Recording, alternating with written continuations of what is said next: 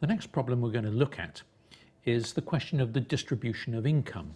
We've been looking at things which people have suggested are an example of market failure. And some people have said the market fails because it gives an unreasonable distribution of income. It's not difficult to understand why. In a market system, the income that somebody receives reflects the value of the output they produce. When you finished your degree and you get a job and they pay you 100,000 euros a year, why are they paying you that salary? Because you are producing for the company at least 100,000 euros worth of output. They're not going to pay you 100,000 euros to produce 30,000 euros worth of output for them. The income you receive reflects the value of the output that you produce. That's how markets work. Some people are highly productive and they work very hard and they receive a very high income. Some people are very unproductive. Some people are lazy and they produce a very low income as a result. Some people are unable for various reasons to work at all. Various forms of ailment, which means they're incapable of producing output. In a pure market system, the person that produces zero output receives zero income and dies. Is that the kind of distribution of income we want? And so people say, we can't allow the market to determine the way in which income is distributed. Governments have to be involved in interfering with the market, because left to itself, the market fails at the point of providing an acceptable distribution of income. Now, as we look at this question, the first thing we need to think about is, what do we mean by the distribution of income? And economists will tell you that there are two ideas with regard to the distribution of income that are important. The first one we refer to as the functional distribution of income. And that means we simply ask the question, which factor of production is earning this income? So, for example, in most market societies, somewhere of the order of 65 to 70% of all income earned is earned by one factor of production, labour. Maybe another 10% plus is earned by capital in the form of profits and so on. So when you think about the functional distribution of income, you mean which factors of production are earning the income. Now that's an interesting and an important idea, but for the purposes of our lecture, we're going to focus on the second one, which is what we call the size distribution of income. And with the size distribution of income, we're not really bothered about whether it's earned by labour or capital. We're simply interested in how evenly or unevenly income is distributed between people. That's what we mean by the size distribution of income. Now, there are ways of measuring how evenly or unevenly the distribution of income is allocated. A more informal way, which gives you a kind of graphic idea, would be something like this. We'll give everybody in our society, the UK might be reasonably typical of Europe, we'll give everybody in the UK a height which reflects their income. So if they're averagely tall, their average height. If they are very poor, we'll shrink them proportionately and they'll be dwarfs. If they're very well off and they earn lots of income, we'll stretch them out proportionately and they'll be very tall. And then we'll have a parade and we'll line everybody up outside of the door with the shortest at the front and the tallest at the back, and we'll pass everybody through one door and out of the other in the space of 1 hour and watch the parade as taller and taller people come past us. If we do that for a typical society, for the first few minutes, we won't need to open the door. They'll crawl under the crack at the bottom of the door. We're starting off with very small people. But as time goes on, these people are getting taller and taller. How long before the average height person appears, the mean average height person?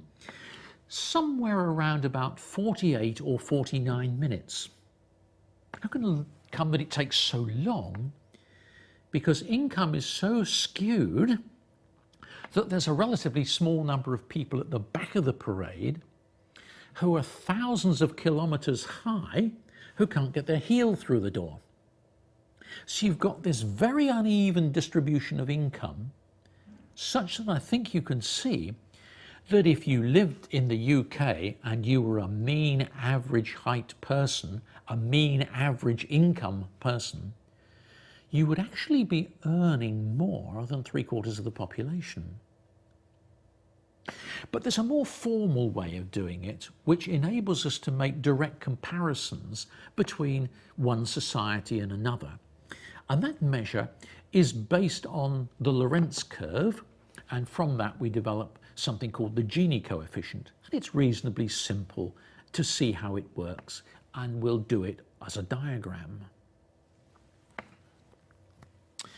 We have this box where along here we're going to plot the percentage of the population and we're going to accumulate from the poorest. So this spot here might represent the poorest 20% of the population. This spot here might represent the poorest 40%. So it's the same people, the poorest 20, but now the next poorest, and so on. And this is the poorest 60%, poorest 80%. And so this is the whole population, all 100%. And up this axis, we plot the proportion of the income which is earned by the country. Let's suppose for a moment that everybody in the country earns the same income. Then the poorest 20% of the population gets 20% of the income. And the poorest 40% gets the poorest 40%, gets 40% of the income, and so on. The poorest 80% get 80% of the income, and so on. So that what you would have is a distribution of income represented by this straight line, which is sometimes called the line of equality. But societies don't have a distribution like that. It'll be something like this. The poorest 20% may actually only earn, say, 5% of that society's income. And the poorest 40% maybe only 12%. And the poorest 80% maybe only 50%, and so on. So that we can draw a line which measures the way in which income is actually distributed. But of course the line will still start from here. 0% of the population has 0% of the income, and it will still finish in this corner. 100% of the population has 100% of the income. And you can see that the more uneven the distribution of income, the further away from the line of equality this line, sometimes called the Lorentz curve, after a guy called Lorentz who thought of it, the Lorentz curve is drawn. And then we can use the Lorentz curve to get a measure of the distribution of income. Because we can say that the further away from the line of equality the Lorentz curve is drawn, we can take this area between the line of equality and the Lorentz curve and express that as a proportion of this whole triangle. So if we had everybody having the same income, the distribution of income would follow the line of equality, and this area would be 0 as a proportion of the triangle. So the measure of inequality, called the Gini coefficient, the Gini coefficient for a perfectly evenly distributed society would be 0. At the other extreme, if no one had any income at all, except one person that had it all, so that the line went something like that, then this area would be the whole of the triangle. So a perfectly unevenly distributed income would give us a Gini coefficient of 1. And so all societies will have something between. And the line could represent something like this, which might be the line before taking into account taxes and social security. And then it could be done after tax and social security, where taxes redistribute income towards equality. And so if this is the pre-tax line, the post-tax distribution might look something like that, where it redistributes income towards equality, but never quite achieves it. Now, we've now got a measure then of the distribution of income, the Gini coefficient, somewhere between 0 and 1. And we can make a comparison of different societies and ask, how even or uneven is the distribution of income? I'll give you a few numbers to give you an idea of what we're talking about. In Europe, the most evenly distributed income tends to be in Scandinavian countries. The Finns have a Gini coefficient of somewhere around about 0.21, 0.22. It varies over time, but roughly that kind of amount. Average European economy, more like, say, somewhere close to 0.3. So the Finns more equal than most societies. The UK would be more uneven than almost any other European society, 0.345. Again, it varies over time, but this kind of amount. The USA, still more unevenly distributed, somewhere in the high 30s.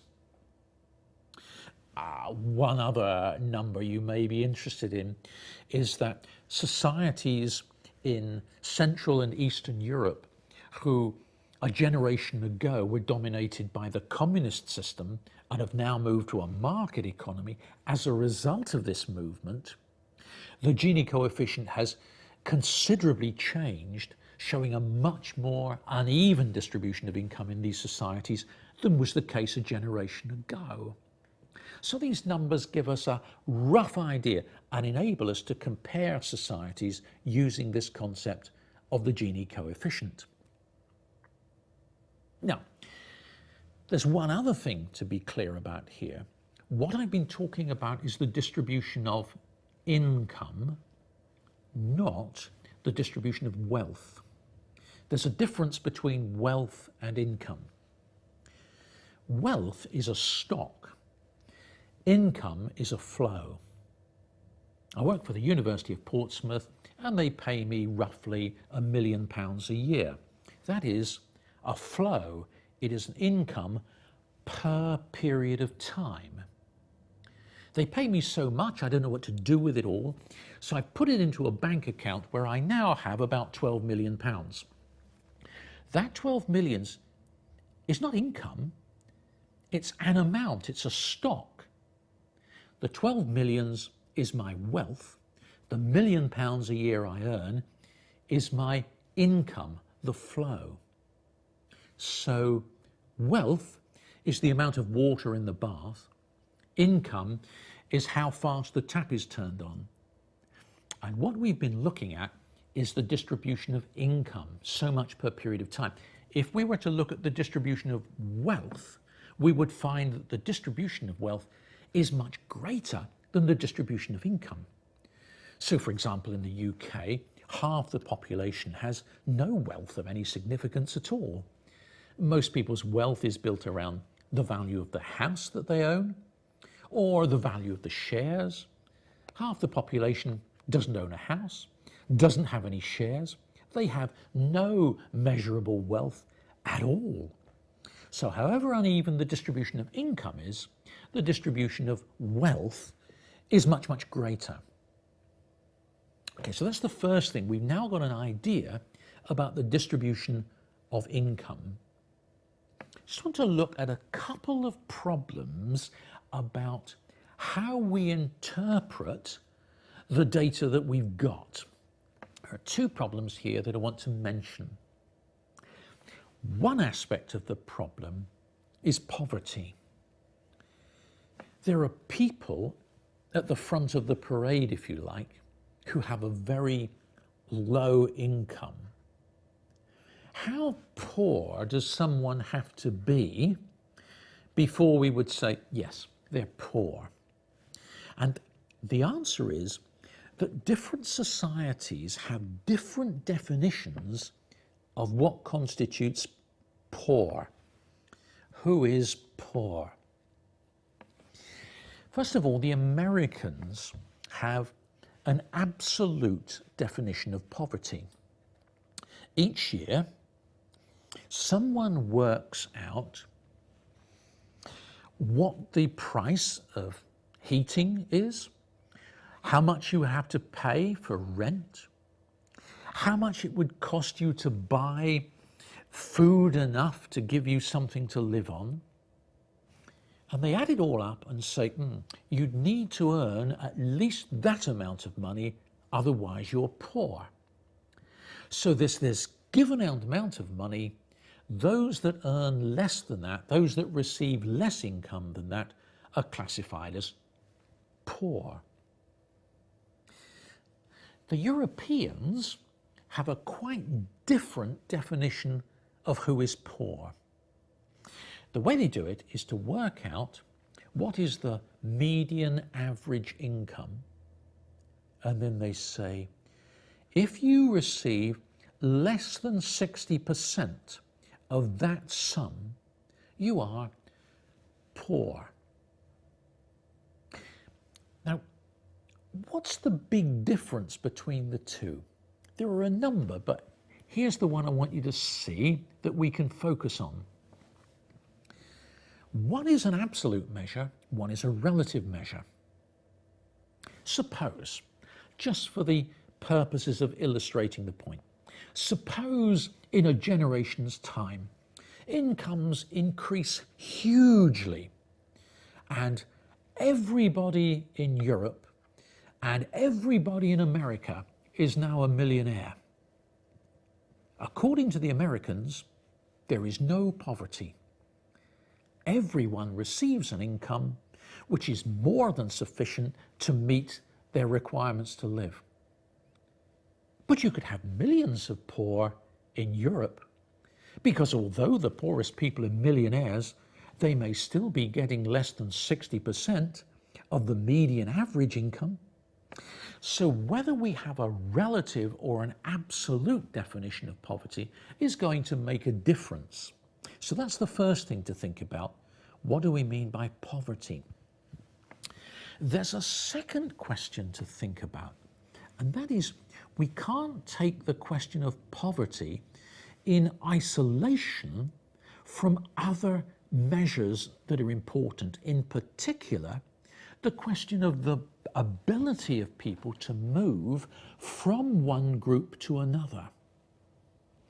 Let's take an idea to give you a sense of what we mean here. Suppose we looked at the poorest 5% of the population in America at one time. And we took their names and said, yep, these are the people who are poor because they're in the bottom 5%. Now let's have a look at the bottom 5% 5 years later. What are the names of the people who are at the bottom of the heap? Are they the same as the people who were at the bottom of the heap 5 years ago? Or have the people who were then at the bottom climbed out of it to be replaced by different people? You see, if it's exactly the same people in each case, it suggests once you are stuck in poverty, you're never going to get out of it. But if they're very different people, it suggests that at least if at one time you're in poverty, you've got a very good chance of climbing out of it. So we shouldn't only be interested in how many people are at the bottom, we're also interested in the extent to which people can move from one grouping to another. And some studies have suggested that it's actually easier to get out of poverty in the States than it is in Europe. So maybe if those numbers are correct, we have to offset the unevenness of the distribution of income in America with the relative ease with which somebody in poverty manages to get out of it. You can see this in one way in terms of the number of long-term unemployed that there are in Europe. It's not just the unemployment rate that's a problem, but the number of people who are long-term unemployed. If once you're stuck there, you can't get a job, then there's not much hope for you. So we're interested in not just the distribution of income, but the ease with which people can move out of poverty into a job. So that gives us some idea about the way in which income is distributed, and we can begin to look at comparisons between different countries. That's the first thing. Now, the second thing we want to think about is, why is the distribution of income what it is? What is it that makes income distribution so uneven? And as we said at the start, the main thing to think about is factor incomes. Some people earn much more than others. Let's take just briefly wealth distribution. Those people at the back of the parade, most of them are not 2,000 meters high because they go to work and earn large salaries. Most of them are receiving most of their income from a large volume of shares, from land, and so on. The distribution of wealth is so uneven that the distribution of income is also very uneven. So we can see part of the explanation in terms of the distribution of wealth. But there's a second area we need to think about, and that is the distribution of income in terms of income to labour. Some people earn, go to work, have a job, and receive more than others. It's wage rates which help to explain the unevenness of the distribution of income. Some people's wages are much higher than others.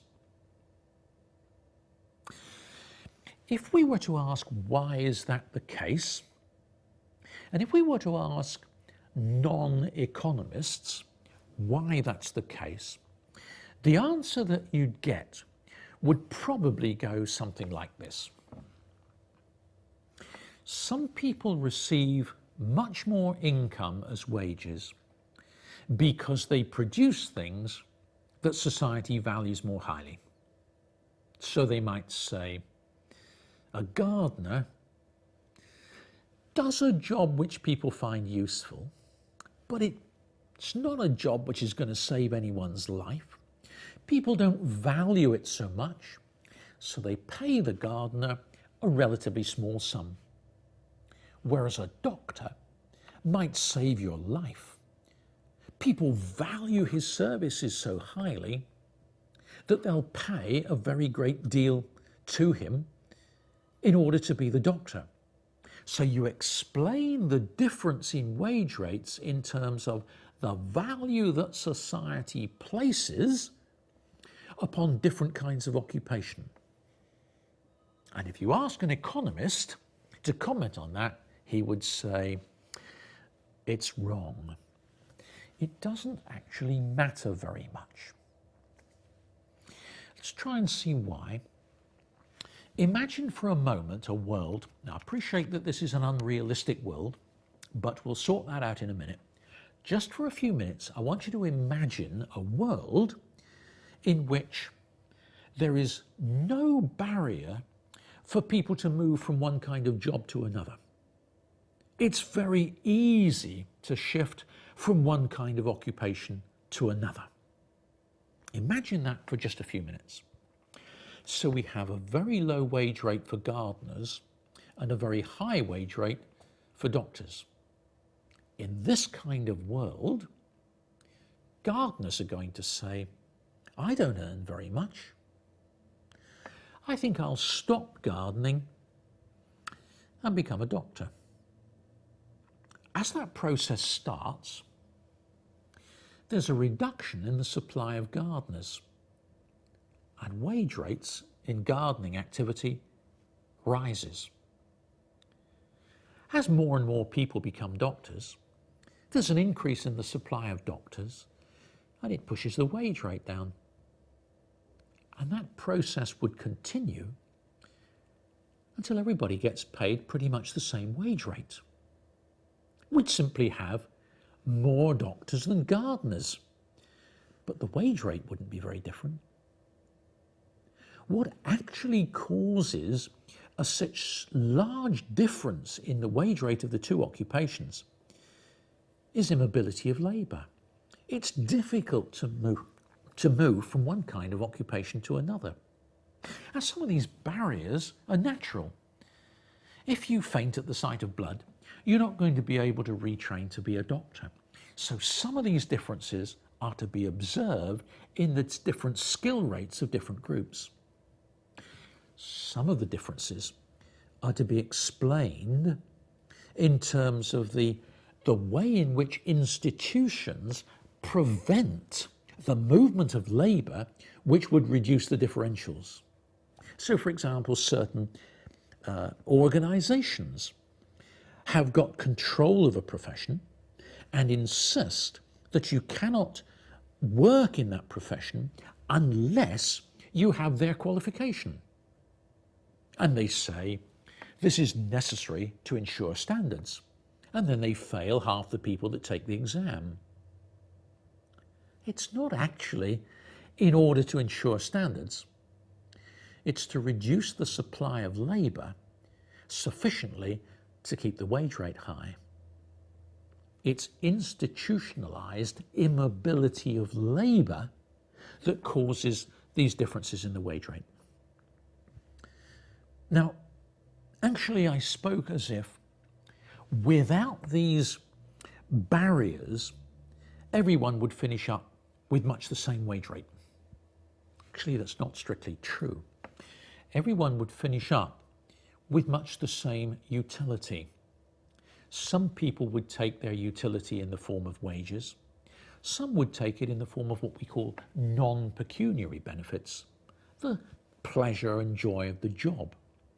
So if you have a job which you regard as pleasant and enjoyable, some people think that might be true of lecturers, for example, they might be paid less than the average wage and make up the difference in these non-pecuniary benefits.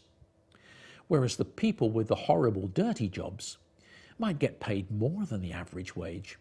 The coal miner who has to spend 40 hours burrowing underground to dig the coal out would be compensated for that disutility by a relatively high wage rate. Whereas because markets are not perfect, what you observe is that on the whole, the people who do the dirty, unpleasant jobs tend to get paid less than the average, and the people that do the pleasant jobs tend to get paid more than the average. It's immobility of labour which is the key to understanding this unevenness in the distribution of income. So we've got some ideas now about how we measure the distribution of income. We've got some idea about why markets bring about an uneven distribution of income. Now, thirdly, we want to say, what do economists think is the right and fair distribution of income? If you ask an economist, is the distribution of income what it should be? How would most economists respond? So now we're not interested in what is, we're interested in what ought to be. And if you ask that question to economists, most of them would say something like this: I don't know really. Your judgment as a non-economist is just as valid as my judgment as an economist. What I can do as an economist is point out a number of things that you should think about when you come to form your own judgments. It's not my job to tell you what to think. It's my job to give you the information that enables you to make up your own mind. And then he would give you a series of things to think about. We'll just pick a few to help us to be in a position to make our own judgments as to whether the distribution of income that we get in a market system is one which we find acceptable. We'll concentrate on three things here, and the first one I want to think about is, what do we understand by just?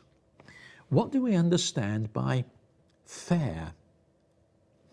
Because people use that word in two quite different ways, and we need to be aware of how people are using it when they talk about fairness and justice. In the context of the distribution of income, one idea of fairness and justice is what we call distributive justice. Distributive justice goes like this: different people have different needs, and income should reflect that. Here is this man. He is 35 years old. He is single. He has no one to look after and support but himself. Here is this 35-year-old man. He has a wife and 6 children to support. His needs are much greater. Income distribution should reflect that, and the man with a wife and 6 children to support should have a much higher income. That's distributive justice. Income should be distributed according to needs.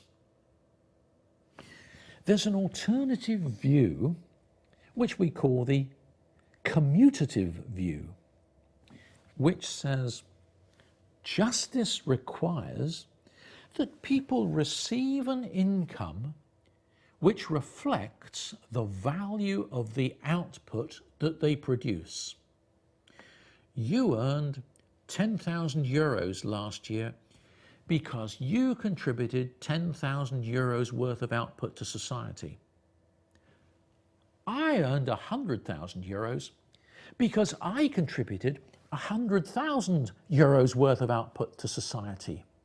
Justice demands that I receive a much higher income than you because I produced a much higher level of output than you did.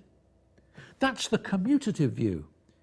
Income should reflect the value of the output produced. When we discuss with other people what constitutes fairness, we need to understand that people are often using a different meaning to the term justice. Take the consideration of taxes. Those with a distributive view say that rich guy should pay more taxes because his needs are less, and it should be redistributed to the man with all those children to support. That is justice. The man with the commutative view says, I'm walking down the street late one night, and a man hits me over the head and takes 40% of the money out of my wallet and runs off with it. They call that robbery and throw him in jail. The government takes 40% of my income away from me in taxes, and they call it social justice. It's not social justice, it's legalized robbery. I earned that income. Justice demands that I be able to enjoy it. So our perception of redistributive taxes depends upon our understanding of justice. It's not my job as an economist to tell you that one of these views of justice is right and one of them is wrong.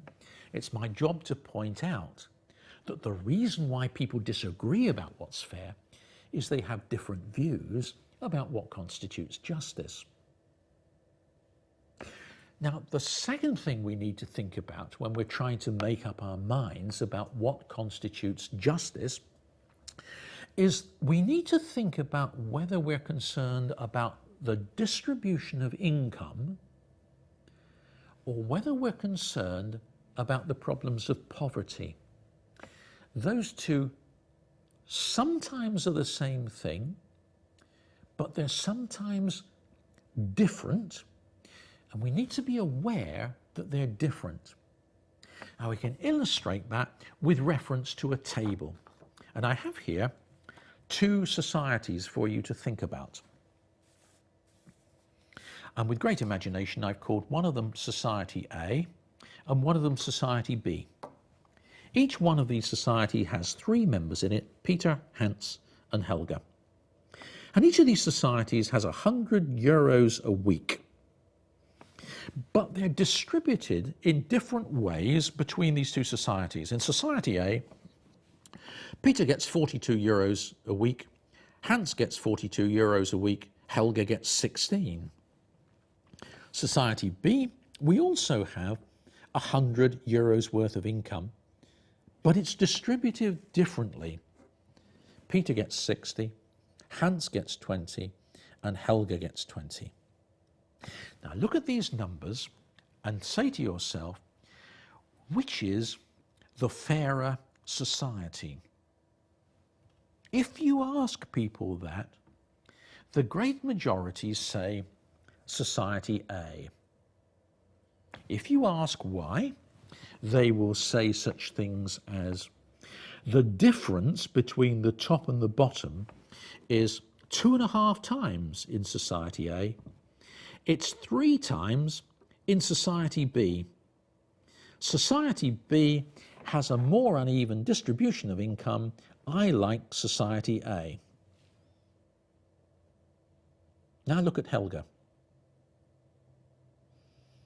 If Helga were living in Society B, she'd get 25% more income than she gets in Society A. Would you rather be in Society B or Society A if you were Helga?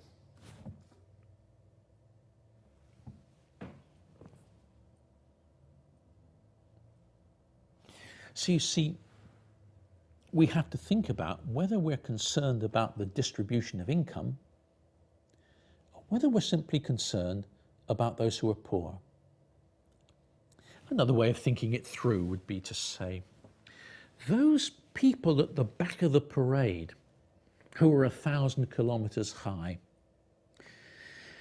if we took a large amount of their height away but didn't do anything to the people at the front of the parade, would the front of the parade people feel better off because they were feeling relatively less disadvantaged? Or are we only interested in their absolute well-being? So a consideration for society is, are we concerned about the absoluteness of poverty or relative poverty? Now there's one final consideration that I'd like you to think about when it comes to looking at the distribution of income. And that is this, that it's possible that to the extent that we go for a more even distribution of income, we may finish up with an average level of income which is lower. We may have to choose between a relatively high average but with a large distribution, or a more even distribution but a smaller average. And that's because of the problem of incentives. We can redistribute income, and we can do it through the tax system. You tax the rich and you redistribute it to the poor. But the rich are the ones who are the most highly productive in a market system. How am I going to react as a very high income earner if the government redistributes income to equality by saying there's a marginal tax rate of 90%? And they take 90% of my additional income away from me and give it to the poor. Is there not a severe possibility that I will say, then I will work less hard and take my utility in the form of leisure rather than work? They can't tax the time of day. So productive people work less hard, output falls, and incomes fall. If we believe that taxes have a disincentive effect, we may find that to the extent that we have higher taxes on higher earners, we may actually reduce the size of differential. But it may mean that we reduce the average level of income. In the UK, during the 1970s, the tax rate increased at the marginal rate as your income rose, to the point that if you were very well off and you had a very high income, if you earned an extra pound, the government took 83% of that extra pound away in tax.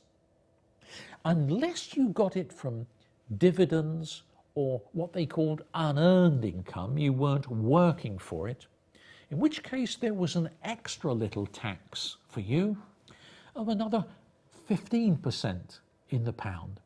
So it was conceivable that your marginal tax rate was 98 pence in the pound. You received an extra pound, the government took 98 pence of it away and said, but you can keep the other 2p all to yourself. And an incoming government said, this is madness because it destroys incentives.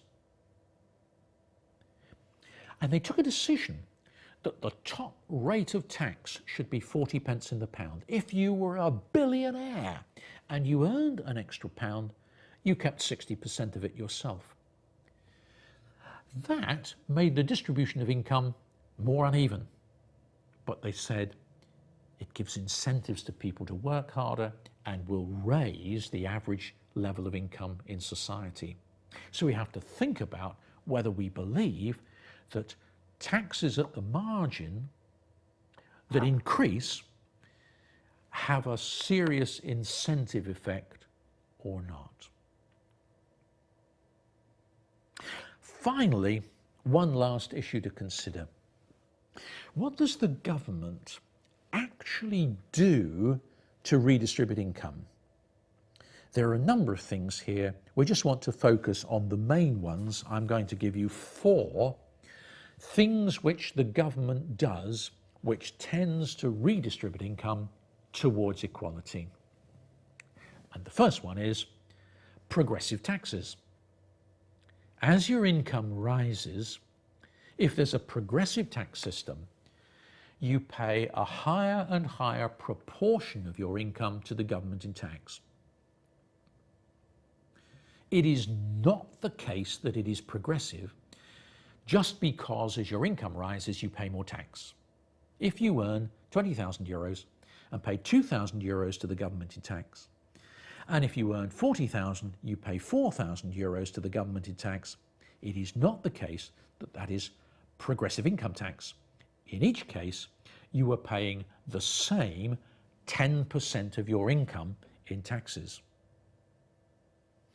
In order to redistribute income, we need that as your income rises, the marginal tax rate rises so that a higher proportion of your income goes to the government in tax. That is called a progressive tax system. And since the marginal tax rate rises in most countries, there is an element of redistribution towards equality. It's less than you might think because indirect taxes have the opposite effect. They are regressive. When you fill up your car with a tank of petrol, a large part of it goes to the government in the form of indirect taxes. And people are inclined to think this doesn't do anything to the distribution of income because whether you're rich or poor, if you have 100 euros worth of petrol, you pay the same amount to the government. But it does affect the distribution of income because the proportion of your income that is disappearing in tax is greater for the poor person than the richer person. Indirect taxes are regressive. So when we look at the overall effect of the tax system, we have to take into account the progressive nature of direct taxes, the regressive nature of indirect taxes, and in many societies when we do that, the overall effect on the redistribution of income is only mildly progressive. So that's the first thing, the progressiveness of the tax system. Second thing to think about is the benefit system. In most societies, low-income people get some help in the form of benefits. Some benefits are universal. It doesn't matter whether you are poor or a millionaire. You can have some benefit. In the UK, child benefit is available to you, and you can get some income to help from the government to help raise your children, whether you are a millionaire or in poverty. But other taxes are what we call other benefits are what we call means tested. You have to show that you have a low income before you're able to claim that. And these means tested benefits tend to help to redistribute income because only the poor can claim them. So there's an element of redistribution through the tax system and an element of redistribution through the benefit system as well. A third and slightly less obvious form of redistribution comes when governments provide benefits to society free at the point of use.